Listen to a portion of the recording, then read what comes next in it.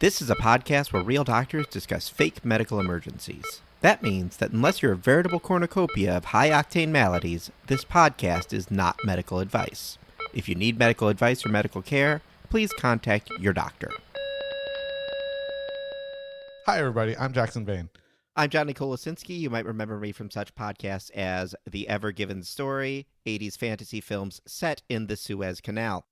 This is Hi Everybody, a Bad Medicine podcast. Every week we talk about what Hollywood gets right and wrong about medicine and how the body works. You can find this podcast online on Facebook, Instagram, and Twitter, or at www.hieverybodymd.com. You can also call us, leave us a message, give us some ideas, whatever you want at 530-DOCTORB. That's 530-DOCTORB, D-O-C-T-O-R-B. The B stands for barge now because of that horrible joke Johnny made in the beginning. Also, in the time between when I came up with it and when we recorded, it is now out of date because the boat is free. Is it free? Nice. It is Well, free. that's why it's trending on Twitter. Hashtag put it back. Well, thank you, fans, for getting that trending on Twitter until Tuesday when we release the episode. Yes. Also, you can find this podcast in video form on Comic-Con International's YouTube page for our panel discussing Parks and Rec and Bob's Burgers with Dr. Greg Winter and Dr. Courtney Nicholas. Speaking of Dr. Greg Winter is here with us today. Hi, everybody. Thanks, Greg, for joining us. Jackson, what are we discussing today? We're doing Psych, Season 5, Episode 2, Feet Don't Kill Me Now. Second episode of Psych that we've covered because this is a Kurt Fuller fan cast. That was the first. Is it? Yeah. I think it's the first because I would have said something about you covering another episode of Psych. This is the first episode of Psych that we've covered, and I do great research. You produce our podcast. Is that not correct? There's so many episodes. This is going to be episode 61. Oh, wow. Wow. Yeah. Thanks for sticking around, everybody. Yep. But this was a great episode to do. Covers pharmaceuticals and false myths that I hear about all the time. Was it a good episode to do? Yes. Okay. Any Psych episode is a great episode You know what? to do. That's fair. That's fair. I will come up with something to talk about. I know that. Also, Kurt Fuller podcast forever now. Absolutely. Also, great to see tap dancing featured in such a good light. When is it not featured in a good light? It's often featured in a very jokey light. And this was like, no, this is a thing. Do it. Do something. And they did a great job with it. Like we saw Dule Hill, who was in Bringing the Noise and Bringing the Funk. And Bringing the Funk? Both of them, yeah. He broke both the noise and the funk in this one. And Lassiter, who's not Timothy Oliphant, unless he is Timothy Oliphant. He's not. Amundsen. There we go. Also has a tap dancing background. So, I mean, good tappers that got to do their thing. But this is not a tap dancing podcast. This is a bad medicine podcast. Yep. So, let's this get Tappa into Tappa that. Tappa? No. Tap dancing podcast? I would. Oh, dang it. See, that should have been your podcast episode, or your other hosted podcast was Tappa Tappa Tappa. Bring in the tap. The tap dancing podcast about someone behind you? Yep. The reason we picked this is even more than most episodes of Psych, it dealt a lot with the pharmaceutical side of things and pharmaceutical testing. Yeah. Basically, yes. It did both of those things. It did. I mean, it all started off, if you want to just kind of start the episode, it was a lady was found in the lake in her car, allegedly drowned, and then they found a bag of pills next to her, and that kind of sent everything down the spiral. Mm-hmm. And Gus, and they've established it, but they kind of only drop it in when it's convenient that he is a pharmaceutical rep. Yeah. I that's funny because it's like, no, you're a private detective. Yeah. Like, you don't actually do anything else. You're constantly at the police force. Yeah. You don't have that kind of free time to hang out with Sean and also hit your sales quota. No. When you love what you do, you don't work a day in your life. That is true. And Gus works every day of his life. Yeah. He works hard for the money. And I don't deal with pharmaceutical reps as much as, actually, ever. in the emergency department. They're not allowed in the ER. That would be so weird. It would if someone like just decided to come in and sell me asthma medications and whatnot. But I remembered when I was a resident, there were a couple physicians I worked with where pharmaceutical reps were a big part of my rotation. I think if you have a private office, it's a significant part of your day-to-day dealings. You can choose as a physician to not deal with any pharmaceutical reps, or you can have an office that's open to them, and it doesn't necessarily mean that it's going to change the way you practice medicine, but clearly it does. Otherwise, that wouldn't be a job, right? They wouldn't be sending people to doctors' offices unless it influenced the way people prescribe medications. And actually, in my school, when I first started there in my med school, they made it a farm-free school, so pharmaceutical reps were no longer allowed. And the main thing that you notice is that we didn't get free lunches anymore. Yeah, and that was one thing we all realized too is you have to sign like almost like a attendance sheet whenever you get a free lunch from a farm rep, so that they can keep track of it. I think it's under the Sunshine Act, or I forgot what the act it is exactly, but they actually have a record of whoever took a free lunch from somebody or whatnot.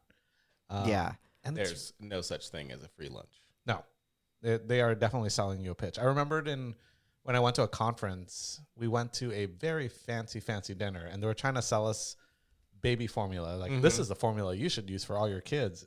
And they're like, have we changed our mind? I'm like, no, not really. I'm here for the food. And like, well, wouldn't you use this? Nope. Can't start with me on this one. In my residency, I got sent to they paid to fly me out for a conference for diabetes medication.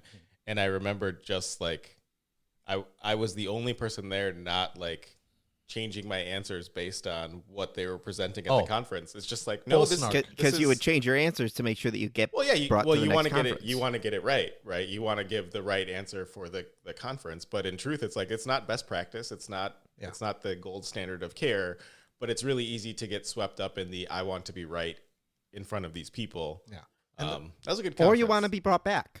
You want to? I do. I would have stayed. It was on the. It was on a beachfront in Florida. It was actually pretty nice, kind of thrown in free vacation in the middle of residency, which is not a thing that you normally get. Never. Yeah. I will say there was one attending I still respect to this day, and he used to just invite pharmaceutical reps every day just to get a crap load of free samples. We're talking about Balloon Guy? Yep. No, okay, then we're talking about not Balloon Guy. Okay. But he would have a bunch of free samples, and he would just give them out to patients who couldn't afford it, and just because. And there were a lot of them.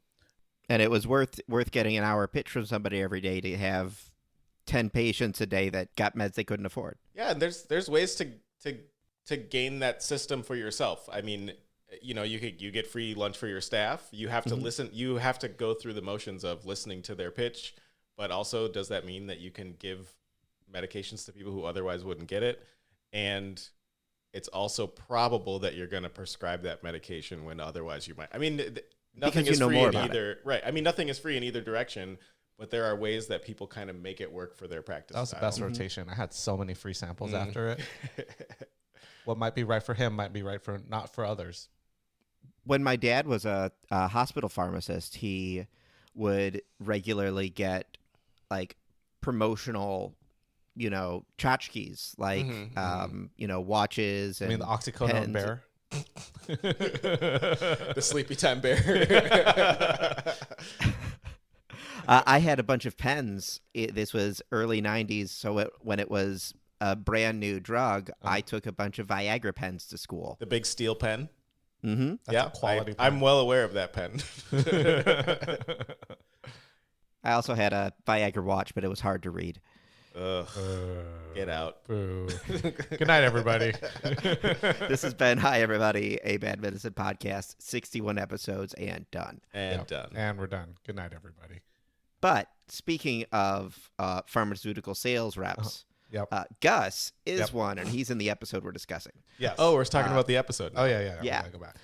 He recognized that the pills that were in the bag in the car that was underwater were pentagonal and were only used by one formulaic lab in Santa Barbara.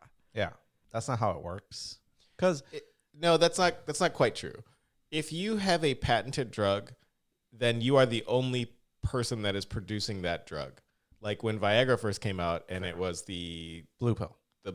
Was it the blue triangle? I don't remember. It's a diamond. Oh, that okay, yeah. The blue off-center diamond, right? Like that was a recognizable pill. We give that to babies. But now that sildenafil is a generic, any lab that produces it can produce whatever they want. Yeah. And so that means that it's not recognizable like that. There are programs that you can even download on your phone that are supposed to like help doctors recognize pill, but it could be anything. You know, like a round white pill.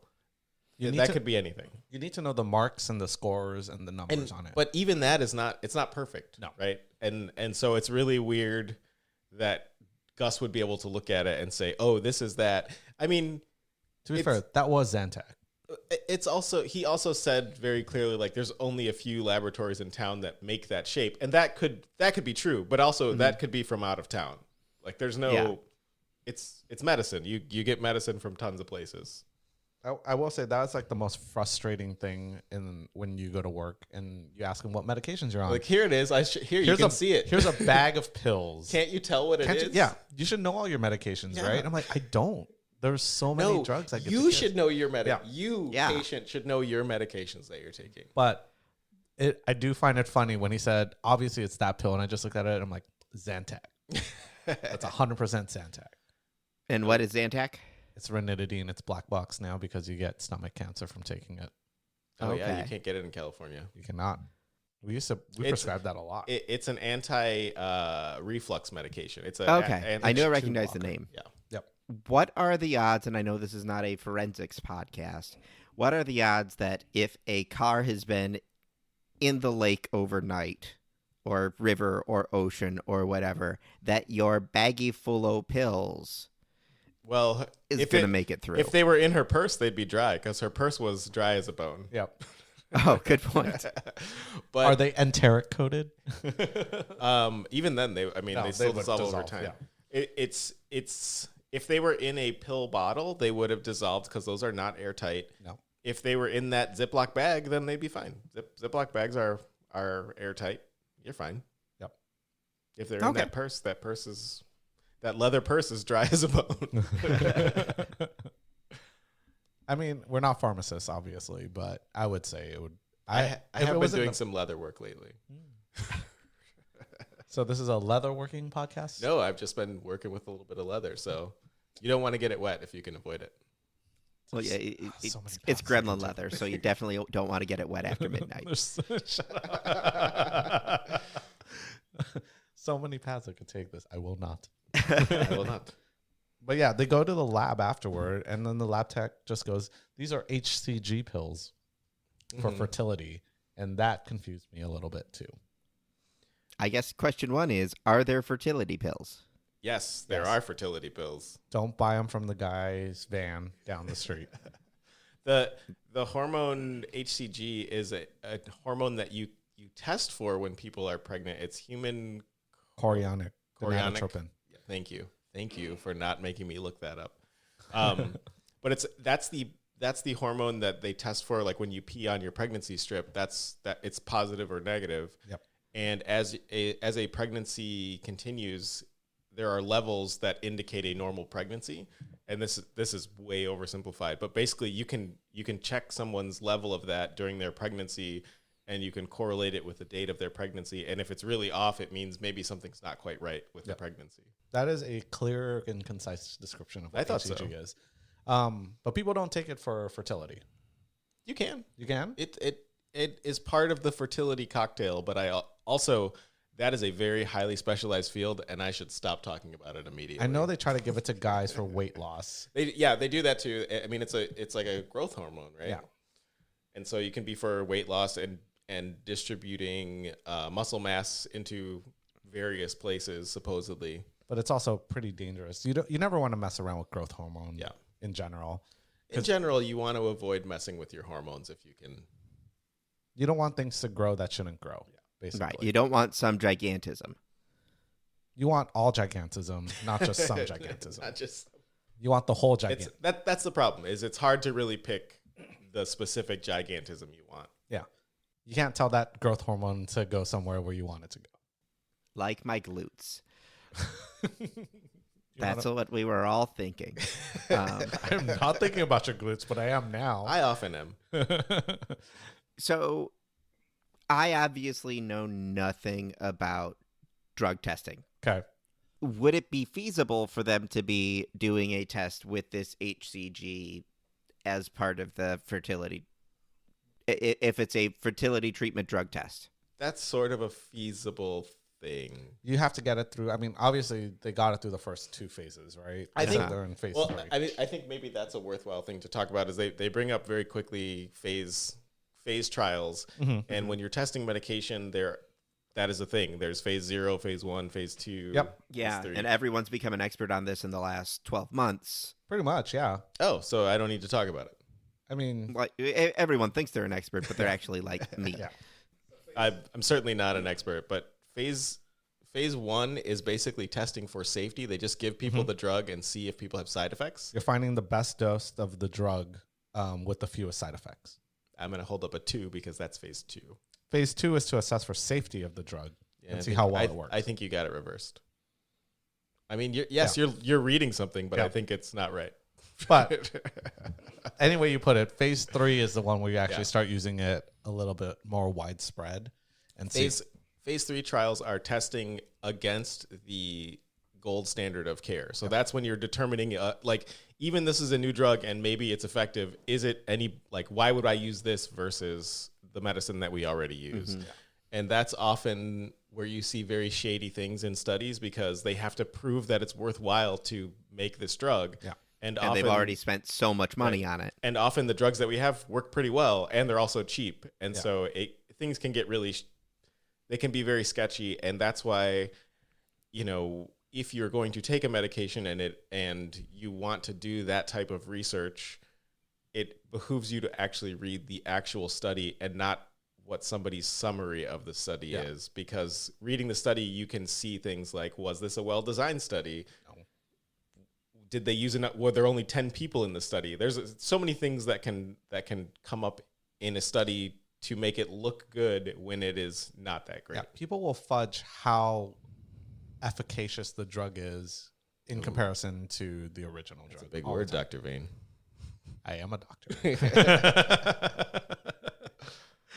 But but usually I don't like how they set it up in this one though, because they said all phase 3 studies are placebo. Oh yeah, that double-blind. is not true. double-blind. No. That's That's 100% not true. the best studies are placebo double-blinded studies, and what that means is, or placebo-controlled double-blinded, study. and that means that the medicine is tested against not only whatever the gold standard is, but also against nothing. Yeah. And it also means that the people administering the medication Have no idea. do not know who's getting what drug, and it also means that the people that are getting the drug do not know if they're getting the actual drug or placebo or whatever the control is. And so those are important ways to eliminate bias, because if you know that you're getting a medicine, often that will be enough to make you have some effect. You will feel some effect from it. Yeah. And so the way that you control for that is by having everyone involved not really know what's going on except for, The one third. step removed. It's almost like there should be another party. So it Yeah. almost is like at least 3 people will need to be involved. Like the 2 people like administering and watching. And that's kind of what Gus was saying. It was like, oh, you can't be the only person in a double blind study, but also just because it's phase 3 doesn't make it a double blind study. Correct. Also, what's the likelihood that if a drug test had gotten to the point where they were in phase 3 in a double-blind study, literally the only 2 people working on it are 2 technicians? Very low Very, likelihood. very low. I mean, also you do need another person because somebody else has to be controlling. They have to be amassing that information, so they have to know who's getting what. Yeah.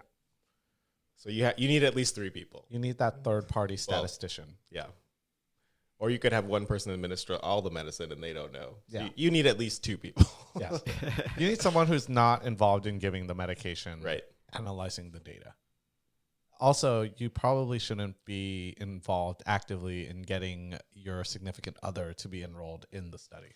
And Yeah. I mean, that points to the big part of this is it's to do this kind of stuff. It costs a lot of money. It takes a lot of resources. And that's why when things get to phase 3 studies, things can be pushed through when they probably shouldn't have been, because you've already invested so much time and energy as a company, which is not touched on in this episode. Yeah. I probably shouldn't keep talking about it. I mean, I know someone who's involved in this very intimately, and yeah. And that person would also tell me that, you know, it's high stakes at that point. You want to get a product out. You want to prove that what you did works. And if the data doesn't fit, you're not going to get buy-in, and people are going to be real upset, and stockholders will be upset. I'm going to go and say it's not just that you want to recoup. It's also, if you've gotten that far and you're one of the people working on it, you probably also really believe in it. There's an emotional investment in it too. And that's part of that bias where people don't even realize they're doing it. They don't mean to do it. They just treat things differently because they want it to work. Yeah. Or because they expect the other one not to work. Right. Yeah.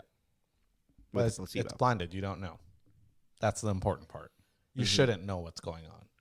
But that researcher kind of the guy who was dating the dead woman in the beginning, Ben. Yeah, Ben, the fiance of the corpse. Yeah, he had to have known what medication was what, because he probably gave the real medication to his significant other. Or he gave her both. He could have said, here, take one of these, take the other one. One of these is a placebo. The other one's just fine. Here's the thing. You don't know. You can either take half a dose, the right dose, or double the dose. Oh, yeah, because he wouldn't know, okay, this is for one group, this is the other. Yep. He would just know, okay, I didn't even think about that. And if it was 3 groups, there's a chance he had 0, 1/3, 2/3, or a triple. This is going to be like a Monty Hall problem podcast. It is. It's a soon. full Monty Hall podcast. We're a game show podcast now, so it's all right. But yeah, that whole thing just doesn't make any sense at all on that part. The next medical thing that came up was later in the investigation when Spencer and O'Hara. Yep. Sean and Julia went and did their own research or their own investigation, because they kind of split the party a bit and changed it up who was working with who, and faked getting Julia signed up for the trial. And the method of enrolling in this trial was, and I quote, sign the consent form, we're going to put you under anesthesia, and there's a chance it might make your feet grow. Yeah. Sounds about right. You know, anything you sign, it behooves you to read it. Yeah. And people can tell you whatever they want, and it only matters what you sign. That's You agreed. You agreed to all of it. It's like when you click I accept on the Apple terms of service, who knows what's in it? arbitration. Yep. It means you can't sue. That's what all of them say. But it's not that easy to get into a clinical trial. I mean, actually, it can be if you don't read or anything like that. Very easy. But the effect on you is going to be very bad. Well, and also a lot of clinical trials, especially early clinical trials, they don't want confounding factors. So they want basically healthy people. And so in those phase 1 and phase 2 trials, they're really, in phase 1 especially, they're not even getting sick people. They're getting, young, healthy college students with nothing else to do other than here's a couple bucks to take some medication. Hope you don't grow another ear. But if you grow another ear, then we're not making it to phase 2. Yeah. I'm positive about that. Unless the drug was to create another ear, then straight to phase 4. Compassionate use. Yep. Yeah. You're not thinking about the people who only have one ear and they're trying to grow a second or a third ear. We can't pick where you grow the ear, but it's going to happen. It might be on your butt, but just be ready for it. The old butt ear. You said butt so many times in a row. It was great. But Juliet also says, I think she was pretty smart on how to get out of that study. She just said she took all the drugs. Mm-hmm. That's a really easy way to get out of a pharmaceutical study. Not a good way to get out of a ticket. You'd be surprised. Take all the drugs. Oh, yeah, don't say that. No, yeah. Anywho, you get to the coroner scene. With someday friend of the show, Kurt Fuller. Yep. Oh yeah, I he's great. I did appreciate when they were doing the autopsy, and he just decided to just go. She drowned, and there was water in her lungs or something like that, and just zoomed in with the camcorder on the chest blanket. Like, That was very strange. Sure, that This is the water you can't see. that totally explains everything. But then they kind of made mention of the abrasion on the ankle, and he immediately said it looks like freezer burn. Yeah. Which I would have thought. You know what a better way of describing freezer burn is? Frostbite. I would have said frostbite, and also frostbite can look like a burn. Like it doesn't. It's It doesn't look like a scratch or an Yeah. abrasion. It looks like blisters, and it looks pretty dusky and gray. But the other thing, too, is we don't know how long after the initial death this is. So lividities come into play, too. So the bruising and all that stuff can be affected by all that. I would expect it to look like frostbite. I would think if you were exposed to dry ice for a long time, you should have blistering, and it should look pretty gnarly. They show the size of the dry ice block that she uses. It's a huge block of dry ice, and that's very strange that she only had that small little mark of possible contact with it. I mean, you could have been the whole side of her foot, and it would have been fine. Yeah, it looked like an ankle tattoo. Yeah. Very minor. Or like snug shoes. I think I said this before when we had a coroner scene, but if you have the opportunity, you should go visit your county coroner. We talked about that on Midsummer, which everyone should see. You know what? Everyone should listen to the Midsummer episode. You should listen to Midsummer episode, watch Midsummer. You should watch Midsummer and then listen to the episode. And then go to the coroner. And then go see your coroner. Go see the coroner. He also made mention Tell them, hi, everybody, Psych. Exactly. They'll be confused. But he also made mention about how this drowning victim had no signs of struggle, which I kind of would agree with that, especially if someone was drugged and put in. But there's still some signs.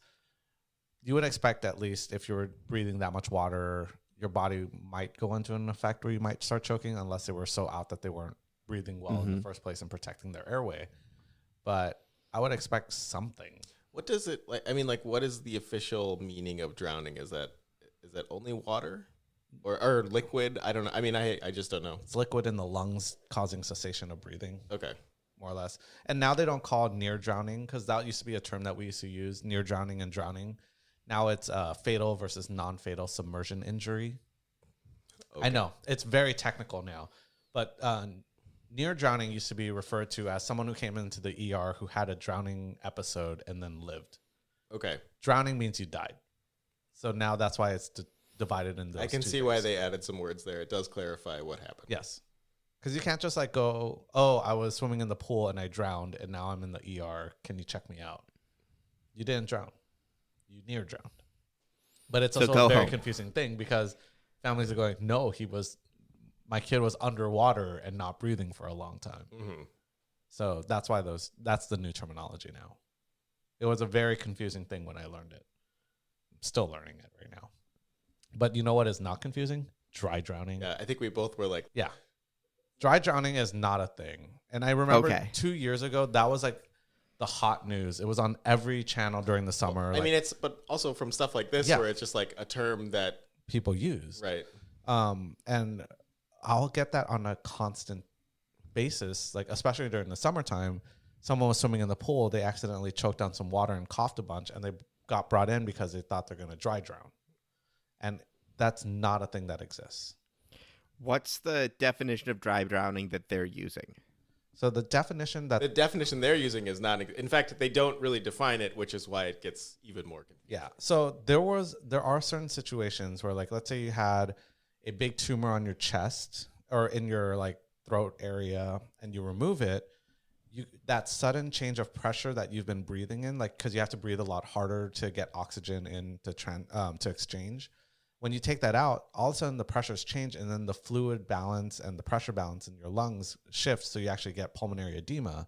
So that's one of the things that they thought would have happened with anesthesia, is that if you rapidly change pressures, you can drown like that. Drown without fluid. Correct. Basically.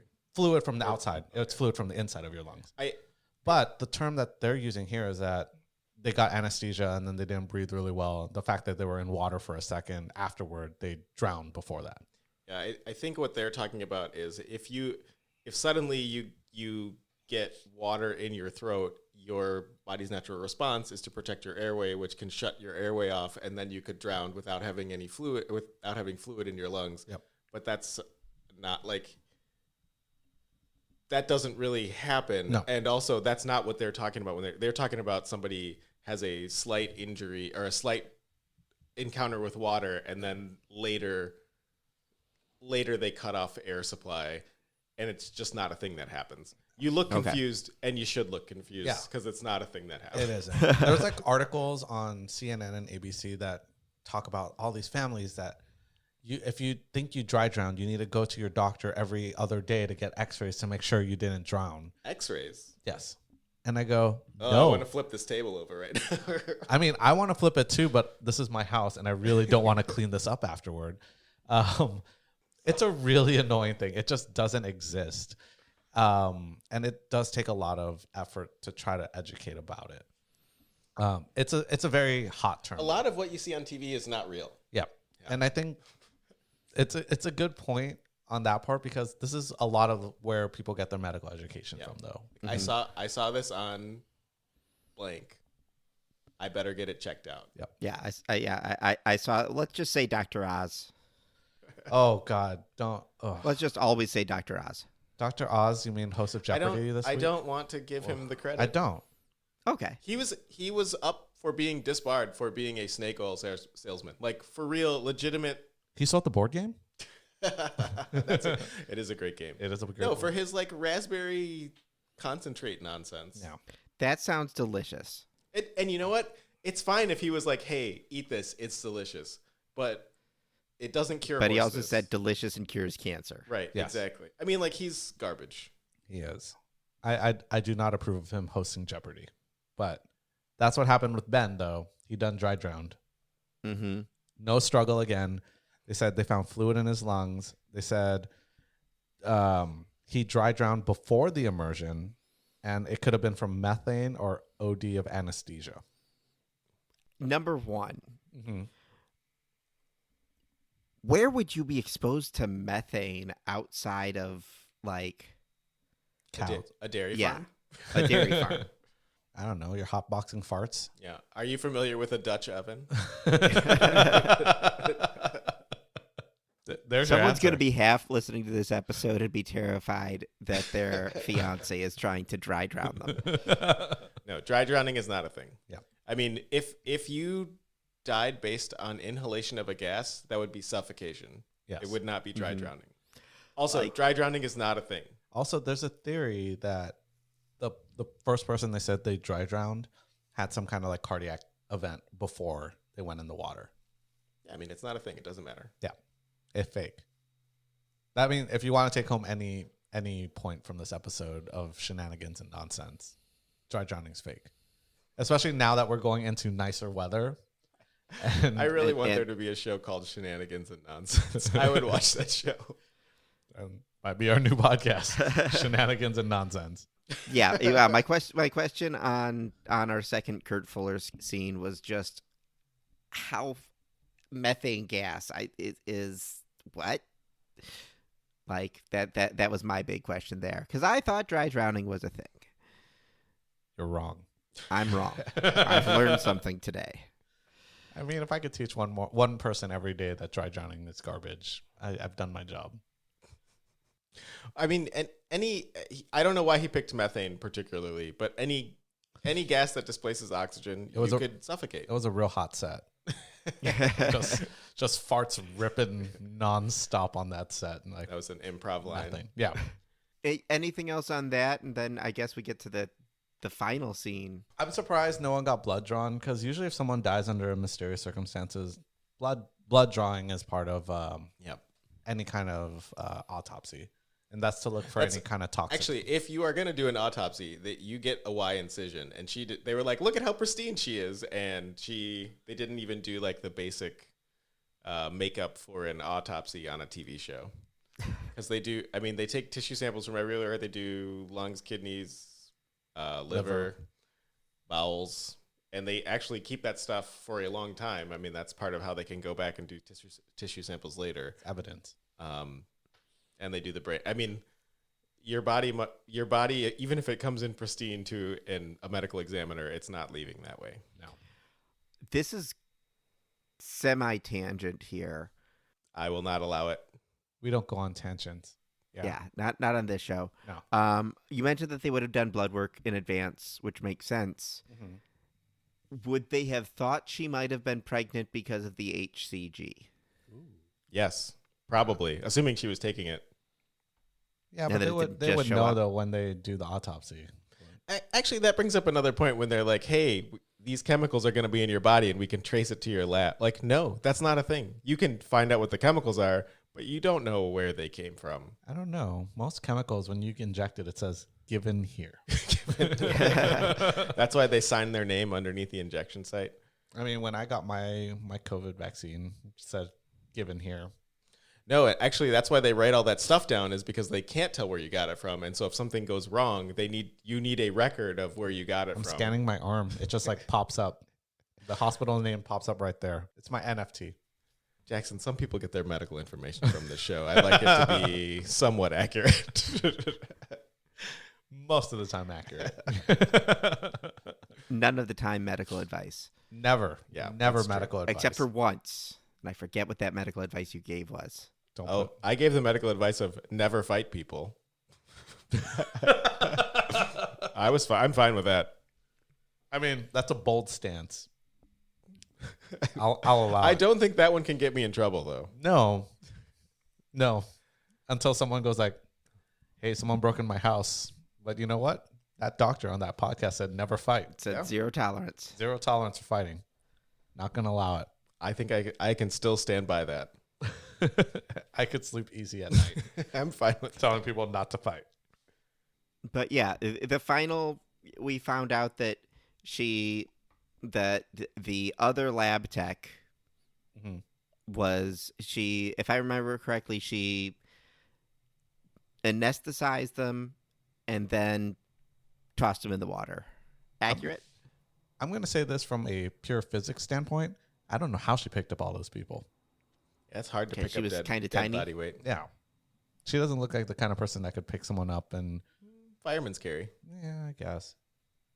Also, she was, Said that like I know what Yeah. any of that means. but also her transporting that lady into the car and then putting the dry ice block on it and then into the river.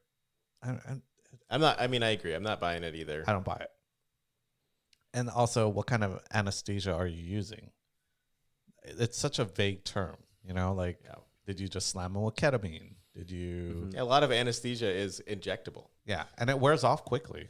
Some of them can wear off very, very quickly if you don't use the right dose, but also based on their metabolism too. If they're fit people, they can burn through that medication pretty quickly. And then you would think if they went into the water under, I'm just going to say like a benzo or something like that, they're not going to be so out of it that they're not going to wake up. It's like a cold shower. They're going to wake up for a second, and then you probably should have struggling at that point. Well, I mean, a lot of the ways that medication kills people is by respiratory depression. That's a lot of what you see. I mean, that's what an opioid overdose is. It's not like the opioid like stops your heart. It stops you from breathing, Which then stops your heart. which then stops you.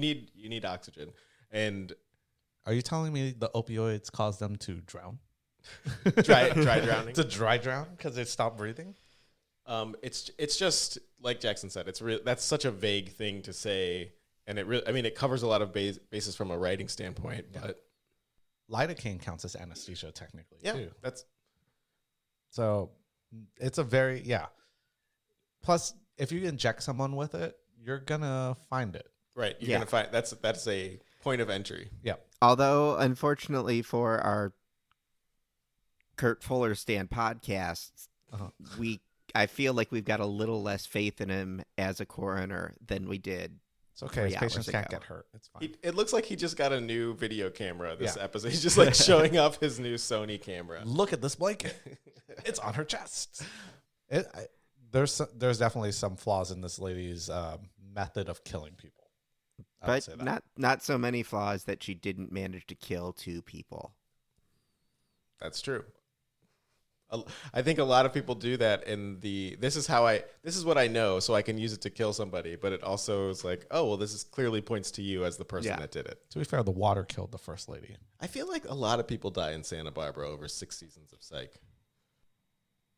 Yeah, it's kind of like the Murder, She Wrote. Oh, that's conveniently, now that you're a consultant for the Santa Barbara police, someone is getting killed every Tuesday. Like we couldn't possibly do this without you. Maybe you're the one doing all this stuff, using your psychic powers to cause people to kill others. I mean, that's what's going on. Let's be honest here. It's true. He's not doing it. No, he's willing other people to do it. I mean, you just casted Psych into a very dark hole. This is not a bad legal thing podcast. No. But I just want to point something out. Okay. Lassiter's reason for suspecting Ben was that Ben had been in a relationship with Denise, the first corpse, for long enough time that they would be common law married. Yeah. Common law marriage is not a thing in California. Yep. So Jackson did bring that up. Yep.